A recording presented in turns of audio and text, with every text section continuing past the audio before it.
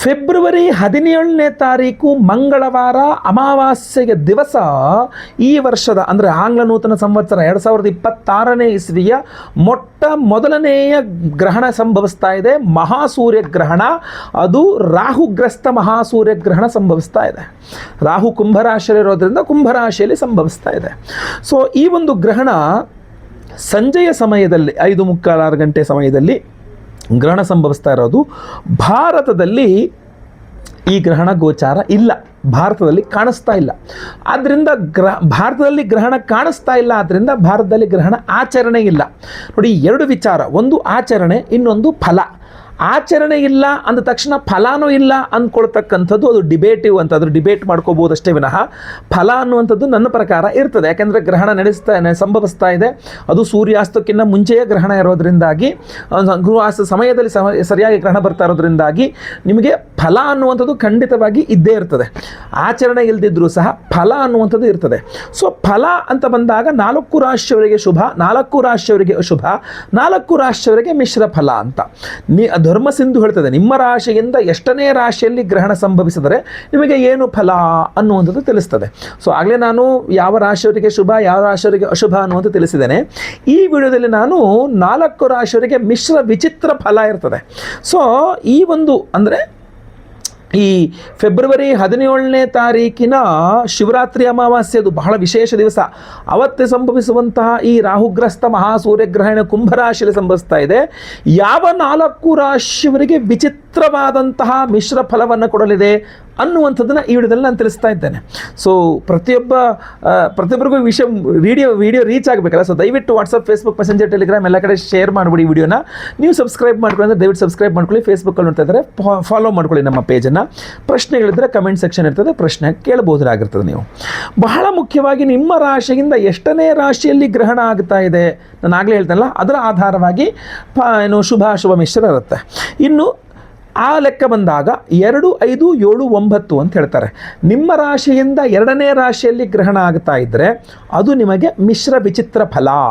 ನಿಮ್ಮ ರಾಶಿಯಿಂದ 5ನೇ ರಾಶಿಯಲ್ಲಿ ಗ್ರಹಣ ಸಂಭವಿಸ್ತಾ ಇದ್ದರೆ ಅದು ನಿಮಗೆ ಮಿಶ್ರ ವಿಚಿತ್ರ ಫಲ. ಇನ್ನು ನಿಮ್ಮ ರಾಶಿಯಿಂದ 9ನೇ ರಾಶಿಯಲ್ಲಿ ಗ್ರಹಣವಾಗ್ತಾ ಇದ್ದರೆ ಅದು ನಿಮಗೆ ಮಿಶ್ರ ವಿಚಿತ್ರ ಫಲ. ನಿಮ್ಮ ರಾಶಿಯಿಂದ 7ನೇ ರಾಶಿಯಲ್ಲಿ ಗ್ರಹಣ ಆಗ್ತಾ ಇದ್ದರೂ ನಿಮಗೆ ಅದು ಮಿಶ್ರ ವಿಚಿತ್ರ ಫಲ ಅಂತ ಹೇಳ್ತಾರೆ. 2ನೇ ರಾಶಿ, 5ನೇ ರಾಶಿ, 7ನೇ ರಾಶಿ ಹಾಗೂ 9ನೇ ರಾಶಿ. ನಿಮ್ಮ ರಾಶಿಯಿಂದ ಗ್ರಹಣ ಆಗ್ತಾ ಇರುವ ರಾಶಿಗೆ ಎಣಿಸಬೇಕು. ಈಗ ಕುಂಭ ರಾಶಿಯಲ್ಲಿ ಗ್ರಹಣ ಆಗ್ತಾ ಇದೆ. ಯಾವ ರಾಶಿಯವರಿಗೆ ಕುಂಭರಾಶಿ 2ನೇ ರಾಶಿ ಆಗುತ್ತೆ? ಮಕರ, ಕುಂಭ. ಸೊ ಮಕರ ರಾಶಿಯವರಿಗೆ 2ನೇ ರಾಶಿಯಲ್ಲಿ ಸೂರ್ಯಗ್ರಹಣ ಆಗ್ತಾ ಇರೋದು. ಸೊ ಆದ್ದರಿಂದ ಮಕರ ರಾಶಿಯವರಿಗೆ ಈ ಫೆಬ್ರವರಿ 17ನೇ ತಾರೀಕಿನ ಮಹಾಸೂರ್ಯಗ್ರಹಣ, ರಾಹುಗ್ರಸ್ತ ಮಹಾಸೂರ್ಯಗ್ರಹಣ ಮಿಶ್ರ ವಿಚಿತ್ರ ಫಲವನ್ನು ಕೊಡ್ತಾ ಇದೆ. ಇನ್ನು ನಿಮ್ಮ ರಾಶಿಯಿಂದ 5ನೇ ರಾಶಿಯಲ್ಲಿ ಗ್ರಹಣ ಆದರೂ ನಿಮಗೆ ಮಿಶ್ರ ವಿಚಿತ್ರ ಫಲವೇ. ಯಾವ ರಾಶಿಗೆ ಕುಂಭರಾಶಿದು 5ನೇ ರಾಶಿ ಆಗ್ತದೆ ಎಣಿಸ್ಕೊಂಡು ನೋಡಿದ್ರೆ, ಕುಂಭರಾಶಿಗೆ ಎಣಿಸ್ರಿ: ತುಲಾ, ವೃಶ್ಚಿಕ, ಧನು, ಮಕರ, ಕುಂಭ. ಅಲ್ಲಿಗೆ ತುಲಾ ರಾಶಿಯವರಿಗೆ ಕುಂಭರಾಶಿ 5ನೇ ಮನೆ ಆಗ್ತದೆ. ಅಂದರೆ ತುಲಾ ರಾಶಿಯವರಿಗೆ ಈ ಒಂದು ಫೆಬ್ರವರಿ 17ನೇ ತಾರೀಕು ಮಂಗಳವಾರ ಅಮಾವಾಸ್ಯೆಯ ಒಂದು ರಾಹುಗ್ರಸ್ತ ಮಹಾಸೂರ್ಯಗ್ರಹಣ ಮಿಶ್ರ ವಿಚಿತ್ರ ಫಲವನ್ನು ಕೊಡಲಿದೆ ಅಂತ ಅರ್ಥ. ಇನ್ನು ನಿಮ್ಮ ರಾಶಿಯಿಂದ 7ನೇ ರಾಶಿಯಲ್ಲಿ ಗ್ರಹಣವಾದರೆ ನಿಮಗೆ ಅದು ಮಿಶ್ರ ವಿಚಿತ್ರ ಫಲ. ಯಾವ ರಾಶಿಗೆ ಕುಂಭ 7ನೇ ರಾಶಿ ಆಗುತ್ತೆ? ಸಿಂಹ ರಾಶಿಯವರಿಗೆ ಆಗುತ್ತೆ. ಸಿಂಹದಿಂದ 7ನೇ ಮನೆಯೇ ಕುಂಭ. ಸೊ ಅದರಿಂದ ಸಿಂಹ ರಾಶಿಯವರಿಗೂ ಸಹ ಈ ಒಂದು ಫೆಬ್ರವರಿ 17ನೇ ತಾರೀಕಿನ ಅಮಾವಾಸ್ಯೆ ಮಂಗಳವಾರ ರಾಹುಗ್ರಸ್ತ ಮಹಾಸೂರ್ಯಗ್ರಹಣ ಕುಂಭರಾಶಿಯಲ್ಲಿ ಸಂಭವಿಸ್ತಾ ಇರತಕ್ಕಂಥದ್ದು ಸಿಂಹ ರಾಶಿಯವರಿಗೆ ಇದು ಮಿಶ್ರ ಫಲ, ವಿಚಿತ್ರ ಫಲವನ್ನು ಕೊಡಲಿದೆ. ನಾನು ಪ್ರತಿಯೊಂದು ರಾಶಿಯವರಿಗೂ ಏನೇನು ರೀತಿಯಲ್ಲಿ ಫಲ ಕೊಡಲಿದೆ ಸಪ್ರೇಟ್ ವಿಡಿಯೋ ಮಾಡ್ತೇನೆ. ಈಗ ಮಿಶ್ರ ಫಲ ಯಾರಿಗೇನು ಅಂತಂದು ತಿಳಿಸ್ತಾ ಇದ್ದೇನೆ ಇದಕ್ಕೆ. ಇನ್ನು ನಿಮ್ಮ ರಾಶಿಯಿಂದ 9ನೇ ರಾಶಿಯಲ್ಲಿ ಗ್ರಹಣವಾದರೂ ಸಹ ನಿಮಗೆ ಅದು ಮಿಶ್ರ ವಿಚಿತ್ರ ಫಲ ಅಂತ ಹೇಳ್ತಾರೆ. ಅಲ್ಲಿಗೆ ಕುಂಭರಾಶಿ ಯಾವ ರಾಶಿಯವರಿಗೆ 9ನೇ ಮನೆ ಆಗುತ್ತೆ? ಮಿಥುನ ರಾಶಿಯವರಿಗೆ. ಮಿಥುನದಿಂದ ಕುಂಭಕ್ಕೆ ಎಣಿಸಿದ್ರೆ ಕುಂಭ 9ನೇ ಮನೆ ಆಗುತ್ತೆ. ಸೊ ಅಲ್ಲಿಗೆ ಮಿಥುನ ರಾಶಿಯವರಿಗೂ ಸಹ ಈ ಒಂದು ಫೆಬ್ರವರಿ 17ನೇ ತಾರೀಕಿನ ಒಂದು ರಾಹುಗ್ರಸ್ತ ಮಹಾಸೂರ್ಯಗ್ರಹಣ ಮಿಶ್ರ ವಿಚಿತ್ರ ಫಲವನ್ನು ನೀಡಲಿದೆ. ಅಲ್ಲಿಗೆ ಯಾವ್ಯಾವ ರಾಶಿಯವರಿಗೆ ಮಿಶ್ರ ವಿಚಿತ್ರ ಫಲ? ಕುಂಭರಾಶಿಗೆ, ಸಿಂಹರಾಶಿಗೆ, ಆಮೇಲೆ ತುಲಾ ರಾಶಿಗೆ, ಆಮೇಲೆ ಮಕರ ರಾಶಿಗೆ, ಈ 4 ರಾಶಿಯವರಿಗೂ ಸಹ ಮಿಶ್ರ ವಿಚಿತ್ರ ಅಂದರೆ ಒಂದಿಷ್ಟು ಶುಭ ಒಂದಿಷ್ಟು ಅಶುಭ ಈ ಥರ ಮಿಶ್ರ ವಿಚಿತ್ರ ಫಲಗಳನ್ನು ಕೊಡಲಿದೆ. ಸೊ ಅದರಿಂದಾಗಿ ಪರಿಹಾರ ಮಾಡಿಕೊಂಡು ನಮಗೆ ಶುಭ ಮಾತ್ರ ಸಿಗಬೇಕು, ಅಶುಭ ಫಲಗಳಾಗಬಾರದು, ಬರೀ ಶುಭ ಮಾತ್ರ ಸಿಗಬೇಕು ಇದರಲ್ಲಿ ಅಂತಂದಾಗ ನೀವು ಒಂದು ಸ್ವಲ್ಪ ಪರಿಹಾರಗಳು, ಏನೇನು ಪರಿಹಾರಗಳು ಮಾಡ್ಕೊಳ್ಬೇಕು? ರಾಹುವಿನ ಧಾನ್ಯ, ಉದ್ದಿನ ಬೇಳೆ ಅದನ್ನು ದಾನ ಮಾಡ್ತಕ್ಕಂಥದ್ದು, ಸೂರ್ಯನ ಧಾನ್ಯ ಯಾವುದು ನಿಮಗೆ ಗೋಧಿಯನ್ನು ಹಾಗೂ ಉದ್ದಿನ ಬೇಳೆಯನ್ನು ಒಂದು 2 kg ಅಷ್ಟು ಗಂಟು ಕಟ್ಕೊಂಡು ಮನೆ ಹತ್ರ ಎಲ್ಲರೂ ದೇವಸ್ಥಾನದಲ್ಲಿ ದಾನ ಮಾಡ್ತಕ್ಕಂಥದ್ದು ಅತ್ಯಂತ ಉತ್ತಮವಾಗಿರ್ತದೆ. ಇಲ್ಲ ನಮಗೆ ವಿಶೇಷ, ಯಾಕಂದರೆ ಪರ್ವಕಾಲ ಅಲ್ವಾ, ಸೊ ವಿಶೇಷವಾದಂತಹ ಪರಿಹಾರ ಬೇಕು ಅಂದರೆ ಅದನ್ನು ಸಹ ಮಾಡ್ತಾ ಇದ್ದೇವೆ ನಾವು. ಫೆಬ್ರವರಿ 17ನೇ ತಾರೀಕು ಮಂಗಳವಾರ ಅಮಾವಾಸ್ಯೆ ಮಹಾಸೂರ್ಯಗ್ರಹಣದ ದಿವಸವೇ ನಮ್ಮ ಯಾಗಶಾಲೆಯಲ್ಲ, ಉತ್ತರದ ನೇಪಾಳದ ಪಶುಪತಿನಾಥನ ಸನ್ನಿಧಾನದಲ್ಲಿ, ಜ್ಯೋತಿರ್ಲಿಂಗ ಸ್ವರೂಪಿ ಪಶುಪತಿನಾಥನ ಸನ್ನಿಧಾನದಲ್ಲಿ ಈ ಬಾರಿಯ ನಮ್ಮ ವಿಶೇಷವಾದಂತಹ ದೇವತಾರಾಧನೆಗಳನ್ನು ನಾವು ಪ್ಲ್ಯಾನ್ ಮಾಡಿರ್ತಕ್ಕಂಥದ್ದು. ನಮಗೆಲ್ಲ ಗೊತ್ತಿರ್ತಕ್ಕಂಥ ಹಳಬರಿಗೆಲ್ಲ ಗೊತ್ತಿರ್ತದೆ, ಪ್ರತಿ ವರ್ಷಕ್ಕೊಮ್ಮೆ ನಾವು ನೇಪಾಳದ ಪಶುಪತಿನಾಥನ ಸನ್ನಿಧಾನದಲ್ಲಿ ಶಿವರಾತ್ರಿ ಅಮಾವಾಸ್ಯೆ ದಿವಸ ನಾವು ದೇವತಾರಾಧನೆಯನ್ನು ಮಾಡ್ತೇವೆ.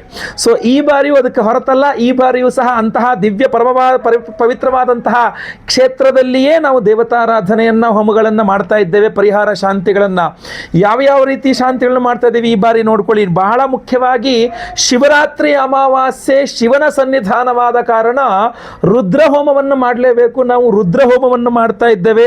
ಜೊತೆಗೆ ಅವತ್ತಿನ ದಿವಸವೇ ರಾಹುಗ್ರಸ್ತ ಮಹಾಸೂರ್ಯಗ್ರಹಣ ಇರೋದ್ರಿಂದಾಗಿ ನಾವು ಸೂರ್ಯಗ್ರಹಣ ಶಾಂತಿ ಹೋಮವನ್ನು ಸಹ ಮಾಡ್ತಾ ಇದ್ದೇವೆ. ಅದರ ಜೊತೆಯಲ್ಲಿ ಮಹಾಪ್ರತ್ಯಂಗಿರ ಹೋಮವನ್ನು ಮಾಡ್ತಾ ಇದ್ದೇವೆ. ಈ ಮಾಟ ಮಂತ್ರ, ಶತ್ರುಬಾಧೆ, ದೃಷ್ಟಿದೋಷ ಇತ್ಯಾದಿಗಳೆಲ್ಲ ಪರಿಹಾರಕ್ಕೋಸ್ಕರವಾಗಿ ಮಹಾಪ್ರತ್ಯಂಗಿರ ಹೋಮವನ್ನು ಮಾಡ್ತಾ ಇರತಕ್ಕಂಥದ್ದು. ಜೊತೆಗೆ ಮಹಾಮೃತ್ಯುಂಜಯ ಹೋಮವನ್ನು ಮಾಡ್ತಾ ಇದ್ದೇವೆ. ಜೊತೆಗೆ ಈ ಬಾರಿ ಬಹಳ ಪ್ರಮುಖವಾಗಿ ಇಂದ್ರಾಷ್ಟ ದಿಗ್ಬಂಧನ ಹೋಮ ಅಂತ ಒಂದು ವಿಶೇಷವಾದಂತಹ ದಿಗ್ಬಂಧನ ಹೋಮವನ್ನು ಮಾಡ್ತಾ ಇದ್ದೇವೆ. ಇದೆಲ್ಲ ಮಾಡಿ ವಿಶೇಷವಾದಂತಹ ಪ್ರಸಾದವನ್ನು ಕೊಡ್ತಾ ಇರತಕ್ಕಂಥದ್ದು ನಾವು ಯಾವುದಪ್ಪ ಅಂತಂದರೆ ಈ ಒಂದು ವಿಶೇಷವಾಗಿರತಕ್ಕಂಥ ಪ್ರಸಾದ.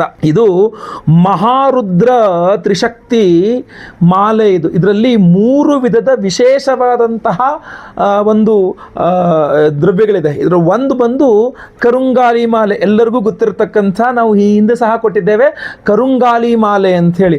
ಎರಡನೇದು ವ್ಯಾಘ್ರನೇತ್ರ ರತ್ನ ಮಾಲೆ, ವ್ಯಾಘ್ರನೇತ್ರ ರತ್ನ ಮಣಿಗಳು. ಇನ್ನು 3ನೇದು ಜ್ವಾಲಾಮುಖಿ ರತ್ನಗಳು. ಸೊ 3 ಅದ್ಭುತವಾದಂತಹ ತ್ರಿಶಕ್ತಿಗಳನ್ನು ಸೇರಿಸಿರ್ತಕ್ಕಂಥದ್ದು. ಒಂದು ಕರುಂಗಾಲಿ, ಇನ್ನೊಂದು ವ್ಯಾಘ್ರನೇತ್ರ ರತ್ನ ಹಾಗೂ ಇನ್ನೊಂದು ಜ್ವಾಲಾಮುಖಿ. ಈ ಒಂದು ವಿಶೇಷವಾದಂತಹ ತ್ರಿಶಕ್ತಿ ಮಾಲೆಯನ್ನು ರುದ್ರ ತ್ರಿಶಕ್ತಿ, ಮಹಾರುದ್ರ ತ್ರಿಶಕ್ತಿ ಮಾಲೆ ಇದು. ಯಾಕೆಂದರೆ ಇದನ್ನು ರುದ್ರ ಹೋಮದಲ್ಲಿ, ಅದೇ ಜೊತೆಯಲ್ಲಿ ಮಹಾಪ್ರತ್ಯಂಗಿರ ಹೋಮದಲ್ಲಿ, ಅದರ ಜೊತೆಯಲ್ಲಿ ಇಂದ್ರಾಷ್ಟ ದಿಗ್ಬಂಧನ ಒಂದು ವಿಶೇಷವಾದಂತಹ ಹೋಮದಲ್ಲಿ, ಹಾಗೂ ಸ್ವಯಂವರ ಪಾರ್ವತಿ ಹೋಮ, ಗುರುಶಾಂತಿ ಶನಿಶಾಂತಿ ಸಹಿತ ಮಹಾನವಗ್ರಹ ಶಾಂತಿ ಹೋಮಗಳಲ್ಲಿ ಈ ವಿಶೇಷವಾಗಿರ್ತಕ್ಕಂಥ ಮಾಲೆಯನ್ನು ಎನರ್ಜೈಸ್ ಮಾಡ್ತೇವೆ. ನೆನಪಿಟ್ಕೊಳ್ಳಿ, 3 ವಿಶೇಷವಾದಂತಹ ರತ್ನಗಳಿದೆ. ಇದರಲ್ಲಿ ಕರುಂಗಾಲಿನೂ ಇದೆ, ಇದರಲ್ಲಿ ಜ್ವಾಲಾಮುಖಿನೂ ಇದೆ. ಏನು ಭೂಗರ್ಭದಿಂದ ಜ್ವಾಲಾಮುಖಿ ಸ್ಫೋಟಗೊಂಡು ಲಾವಾ ರಸ ಹೊರಬರುತ್ತಲ್ಲ, ಆ ಜ್ವಾಲಾಮುಖಿ ರತ್ನವೂ ಇದೆ. ಇದರಲ್ಲಿಯೇ ವಿಶೇಷವಾಗಿ ವ್ಯಾಘ್ರನೇತ್ರ ರತ್ನವೂ ಸಹ ಇದೆ. ಸೊ ಈ ಒಂದು ಅದ್ಭುತವಾದಂತಹದ್ದು ಮಹಾಪ್ರತ್ಯಂಗಿರ ಹೋಮದಲ್ಲಿ ಎನರ್ಜೈಸ್ ಆದಾಗ ಮಾಟಮಂತ್ರ, ದೃಷ್ಟಿದೋಷ, ಶತ್ರುಬಾಧೆಗಳನ್ನು ಪರಿಹಾರ ಮಾಡಿಕೊಳ್ಳುತ್ತೆ. ವ್ಯಾಘ್ರನೇತ್ರ ರತ್ನವೂ ಇರೋದ್ರಿಂದಾಗಿ ಇದು ನಿಮ್ಮ ದೃಷ್ಟಿದೋಷಾದಿಗಳನ್ನು ಪರಿಹಾರ ಮಾಡಿಕೊಡುತ್ತೆ. ಇದರಲ್ಲಿ ಜ್ವಾಲಾಮುಖಿ ರತ್ನ ಇರೋದ್ರಿಂದ ಇಂದ್ರಾದ್ಯಷ್ಟ ದಿಕ್ಪಾಲಕ, ವಿಶೇಷವಾದ ಇಂದ್ರಾಷ್ಟ ದಿಕ್ಪಾಲಕ ಹೋಮಗಳಲ್ಲಿ ಇದು ಎನರ್ಜೈಸ್ ಆಗೋದ್ರಿಂದಾಗಿ ನಿಮಗೆ ದಿಗ್ಬಂಧನ, ಒಂದು ನೆಗೆಟಿವ್ ಎನರ್ಜೀಸ್ ಹೊರಗೋಗಬೇಕು, ಇನ್ನೊಂದು ದಿಗ್ಬಂಧನದಿಂದ ಯಾವುದೇ ನೆಗೆಟಿವ್ ಎನರ್ಜೀಸ್ ನಿಮ್ಮನ್ನು ತಾಕಬಾರದು. ಅಂತಹ ಅದ್ಭುತವಾದಂತಹ ಈ ಒಂದು ಮಾಲೆಯನ್ನು ಶಿವರಾತ್ರಿ ಅಮಾವಾಸ್ಯೆ ಮಹಾಸೂರ್ಯಗ್ರಹಣ ಪರ್ವ ದಿನದಂದು ನೇಪಾಳದ ಪಶುಪತಿನಾಥನ ಸನ್ನಿಧಾನದಲ್ಲಿ ಇದನ್ನು ಎನರ್ಜೈಸ್ ಮಾಡಿ ನಾವು ನಿಮಗೆ ಕೊಡ್ತಾ ಇರ್ತಕ್ಕಂಥದ್ದು, ಕಳಿಸ್ಕೊಡ್ತಕ್ಕಂಥದ್ದು. ಇದನ್ನೇ ಅಲ್ಲಿಗೆ ತೆಗೆದುಕೊಂಡು ಹೋಗಿ ಅಲ್ಲೇ ಎಲ್ಲ ಎನರ್ಜೈಸ್ ಮಾಡಿ ಮತ್ತೆ ವಾಪಸ್ ಅಲ್ಲಿಂದ ತಂದು ನಾವು ನಿಮಗೆ ಕಳಿಸ್ಕೊಡ್ತೇವೆ. ಫೆಬ್ರವರಿ 17ನೇ ತಾರೀಕು ಮಂಗಳವಾರವೇ ಹೋಮ ಇರತಕ್ಕಂಥದ್ದು. ನಾನು ಮತ್ತೆ ಪುನಃ ವಾಪಸ್ ಅಲ್ಲಿಂದ ಬಂದು ನಾವಿಲ್ಲಿ ಪ್ರಸಾದವನ್ನು ಕೊಟ್ಟು ನಾವು ನಿಮಗೆ ಇದನ್ನು ಕಳಿಸ್ಕೊಡ್ತಕ್ಕಂಥದ್ದಾಗಿರ್ತದೆ. ಈ ಸಮಯವನ್ನು ನೀವು ಗಮನಿಸಬೇಕು. ನಾನು ಯಾವುದೋ ಪಕ್ಕದ ಊರಿಗೋ ಪಕ್ಕದ ಜಿಲ್ಲೆಗೋ ಪಕ್ಕದ ರಾಜ್ಯಕ್ಕೆ ಹೋಗ್ತಾ ಇಲ್ಲ, ಪಕ್ಕದ ದೇಶಕ್ಕೆ ಹೋಗ್ತಾ, ಇನ್ನೊಂದು ದೇಶಕ್ಕೆ ಹೋಗ್ತಾ ಇರತಕ್ಕಂಥದ್ದು. ಸೊ ಅದರಿಂದಾಗಿ ಆ ದೇಶ ಅಂದರೆ ನೇಪಾಳ ದೇಶದಲ್ಲಿ ನಮ್ಮ ಜ್ಯೋತಿರ್ಲಿಂಗ ಅಂತಂದರೆ ಜ್ಯೋತಿರ್ಲಿಂಗದ ಇನ್ನೊಂದು ಭಾಗ ಅಂತ ಹೇಳ್ತಾರೆ, ಮುಖ ಭಾಗ ಅಂತ ಹೇಳ್ತಾರೆ ಪಶುಪತಿನಾಥನನ್ನ. ಇಲ್ಲಿ ಬೆನ್ನಿನ ಭಾಗ ಬಂದು ಕೇದಾರನಾಥ, ಮುಖ ಭಾಗ ಬಂದು ಪಶುಪತಿನಾಥ ಅಂತ ಹೇಳ್ತಾರೆ. ಆ ಪಶುಪತಿನಾಥ ಜ್ಯೋತಿರ್ಲಿಂಗದ ಸನ್ನಿಧಾನದಲ್ಲಿ ಶಿವರಾತ್ರಿ ಅಮಾವಾಸ್ಯೆ ಮಹಾಸೂರ್ಯಗ್ರಹಣದ ಒಂದು ವಿಶೇಷ ಪರ್ವ ದಿನದಂದೇ ಈ ವಿಶೇಷವಾದಂತಹ ಮಾಲೆಯನ್ನು ಎನರ್ಜೈಸ್ ಮಾಡಿ ಪ್ರತಿಯೊಬ್ಬರಿಗೂ ಸಹ ಕೊಡ್ತಾ ಇದ್ದೇವೆ. ಈ ಒಂದು ಅದ್ಭುತವಾದಂತಹ ಮಹಾರುದ್ರ ತ್ರಿಶತಿ ವಿಶೇಷ ಮಾಲೆಯನ್ನು ದಯವಿಟ್ಟು ನೀವು ಮಿಸ್ ಮಾಡ್ಕೊಳ್ಳೋಕೆ ಹೋಗ್ಬಿಡಿ. ಸಂಕಲ್ಪ ಸೇವೆಗೆ ಹೆಸರು ಕೊಟ್ಕೊಳ್ಳಿ. ಸ್ಕ್ರೀನ್ ಮೇಲೆ ಕಾಣ್ತಾ ಇರ್ತಕ್ಕಂಥ ನಂಬರ್ಗೆ ನಿಮ್ಮ ಹೆಸರು, ಗೋತ್ರ ಗೊತ್ತಿದ್ರೆ, ನಕ್ಷತ್ರ ಗೊತ್ತಿದ್ರೆ, ರಾಶಿ ಗೊತ್ತಿದ್ರೆ ಬೇಗ ಬೇಗ ವಾಟ್ಸಪ್ ಮಾಡ್ಕೊಳ್ಳಿ. ಲೈವಲ್ಲಿ ನೇಪಾಳದಲ್ಲಿ ನಿಮ್ಮ ಹೆಸರು ಸಂಕಲ್ಪ ಆಗ್ತಕ್ಕಂಥದ್ದು ನೀವು ಇಲ್ಲೇ ಕೂತ್ಕೊಂಡು ನಿಮ್ಮ ಮನೆಯಲ್ಲಿ ನೋಡ್ಕೊಳ್ಬಹುದಾಗಿರ್ತದೆ. ನೇಪಾಳದಲ್ಲಿ ನಾನು ಸಂಕಲ್ಪ ಮಾಡ್ತಾ ಇರ್ತೇನೆ, ಹೆಸರು ನಾನೇ ಕೂತ್ ಸಂಕಲ್ಪ ಮಾಡ್ತೇನೆ. ನೀವು ಇಲ್ಲಿ ನಿಮ್ಮ ಮನೆಗಳಲ್ಲಿ ಕೂತ್ಕೊಂಡು ನಿಮ್ಮ ಹೆಸರು ಅಲ್ಲಿ ಸಂಕಲ್ಪ ಆಗೋದು ನೀವು ಲೈವಲ್ಲಿ ನೋಡಬಹುದಾಗಿರ್ತದೆ. ಎಲ್ಲ ಹೋಮಗಳನ್ನು ನಾವು ನೇಪಾಳದಲ್ಲಿ ಮಾಡುವ ಎಲ್ಲ ಹೋಮಗಳನ್ನು ನೀವು ಇಲ್ಲೇ ಕೂತ್ಕೊಂಡು ಲೈವ್ ನೋಡಬಹುದು.